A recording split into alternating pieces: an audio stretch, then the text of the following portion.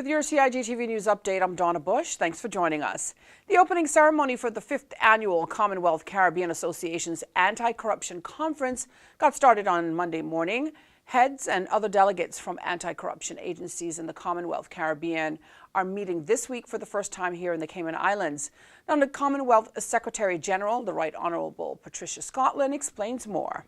That corruption is a global issue, and I am actually really proud of what this region has done in the last 5 years, because it's been absolutely critical that all the anti-corruption agencies come together. Unfortunately, if you look at the level of corruption there is globally, it is now looking as it's going into the billions, if not the trillions.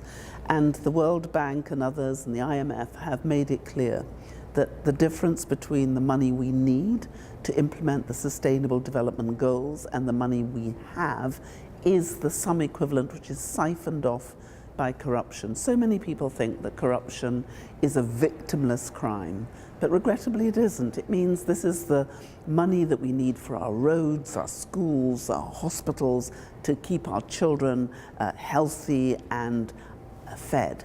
So we in the Commonwealth Secretariat, and you'll know that the Commonwealth represents 2.4 billion people, 60% of whom are under the age of 30. And we understand that this scourge of corruption cannot be dealt with by us individually. It can only be dealt with us working together collectively, because the crooks work together collectively. They don't respect our boundaries, our countries. And so what the Commonwealth has done is to bring together all the agencies within our Commonwealth countries so that we can work and fight the corrupt in a way that's more successful. And in all the records we now have in the last 5 years, you can see that the Commonwealth Caribbean countries are doing better than the non-Commonwealth Caribbean countries. And that's because we are all committed to wipe this thing out. His Excellency the Governor, Mr. Martin Roper, declared the conference open on Monday morning, while attendees are from across the Caribbean and the United States. Panel discussions will cover corruption in sports, modernizing legislative frameworks, the investigative battle against corruption, and new technologies to combat corruption. Additionally, representatives from each country will provide updates on the past year's work of their country's commissions. The theme for the conference this year, that is organized locally by the Commissions for Standards in Public Life, is Transforming Words into Action, Revitalizing the Fight Against Corruption. Now, the conference ends this Friday. Meantime, the 6th Annual DG's 5K will benefit 3 deserving charities supporting some of Cayman's most vulnerable people. Now, the popular walk run will be held in September on Grand Cayman and Cayman Brac. Deputy Governor, the Honourable France Manderson, personally leads the DG's 5K challenge. He says supporting this year's charitable organizations will make a real impact on many of the most vulnerable people in the Cayman Islands. I've always said that when we all come together, the private sector, the community, the public service, some amazing things happen. And over the years, the DG's 5K has really become an amazing event, thanks to so many people. Last year, we raised $8,000 and $9,000, and we're able to give money to Feed Our Future, to Meals on Wheels, and the Kiwanis Breakfast Program in Grand Cayman. And over in the Sister Islands, we gave money to the Colonel's Center for the Elderly, and to help our young people in Little Cayman do a grow box.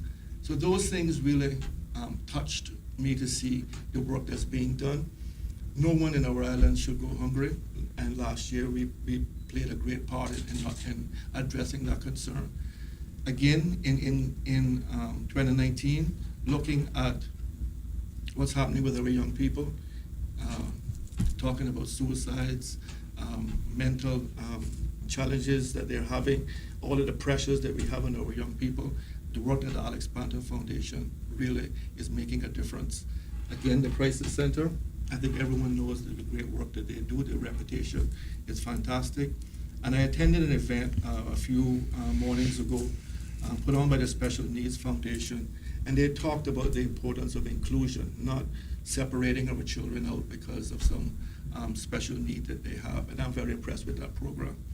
Now, beneficiaries this year include the Cayman Islands Crisis Center, the Special Needs Foundation, Cayman, and the Alex Panton Foundation. The Deputy Governor is encouraging everyone to support the 2019 DG's 5K, the event a fundraising target of $70,000 this year.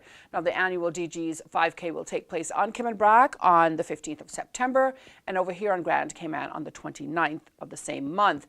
To get registered, you can go online to Cayman Active website. If you'd like to make a donation, you can also contact the subcommittee chairwoman, Nancy Bernard, at supportdg5k@gov.ky. If you'd like to watch the entire DG's 5K press conference, you can go online to the CIG Television YouTube channel. Now, for a look at our weekly schedule of programs here on CIG Television, you can go online to gis.gov.ky. If you happen to miss today's news update, you can go to the Cayman Islands Government Facebook page as well as the CIG Television YouTube channel. I'm Donna Bush, as always, thanking you for joining us, wishing you a wonderful and safe night, and inviting you back here again tomorrow. Until then, bye-bye for now.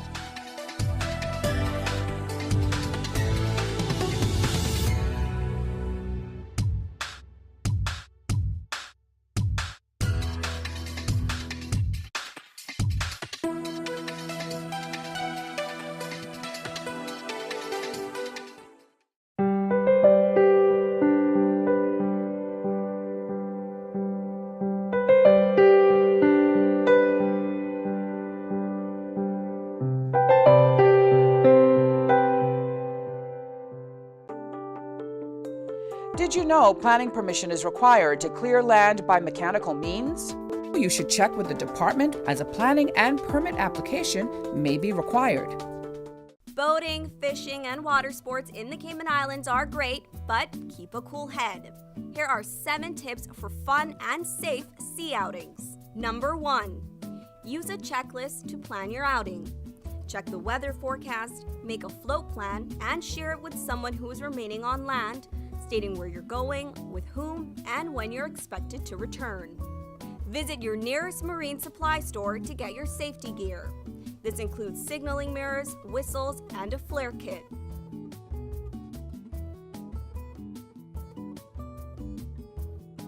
It's also very important to have on-board flotation devices and life vests for each person.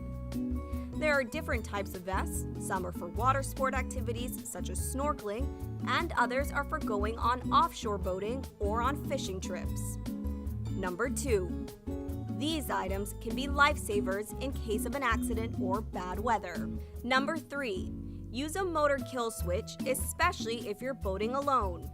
In case of a leak or breakdown, always stay with the boat until help arrives.